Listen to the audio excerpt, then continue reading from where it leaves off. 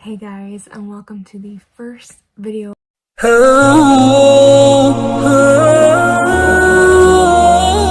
Bismillahirrahmanirrahim.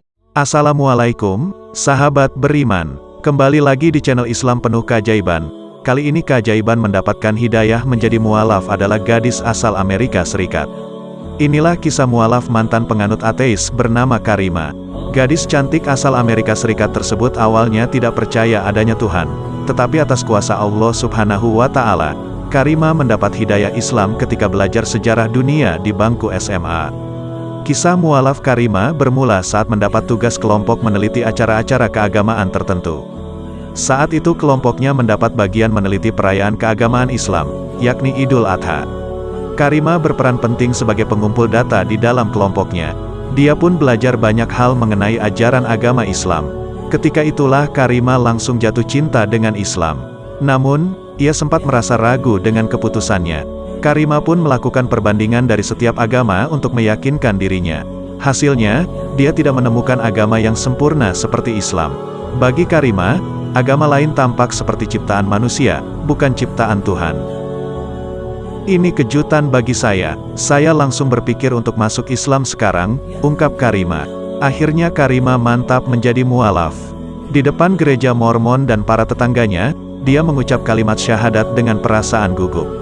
Meski begitu, Karima mengakui ada rasa senang yang tersembunyi di dalam hatinya. Karima sadar akan ada berbagai cobaan yang datang dari Allah Subhanahu wa Ta'ala untuk menguji keimanannya. Dia pun langsung belajar sholat dan mengenakan hijab setiap hari. Tidak lupa, Al-Quran digital diunduh di gawainya. Saya mulai belajar sholat dan serentak merasa senang mengenakan hijab. Saya juga mempunyai sebuah mushaf Al-Quran dan informasi di Android saya, ujar Karima. Dirinya mengaku selalu merasa bahagia ketika beribadah kepada Allah Subhanahu wa Ta'ala, terutama saat sholat. Bagi dia, sholat merupakan momen pertemuan seorang hamba dengan Allah Ta'ala dengan begitu dekat. Hatinya pun selalu tenang ketika melakukan sholat.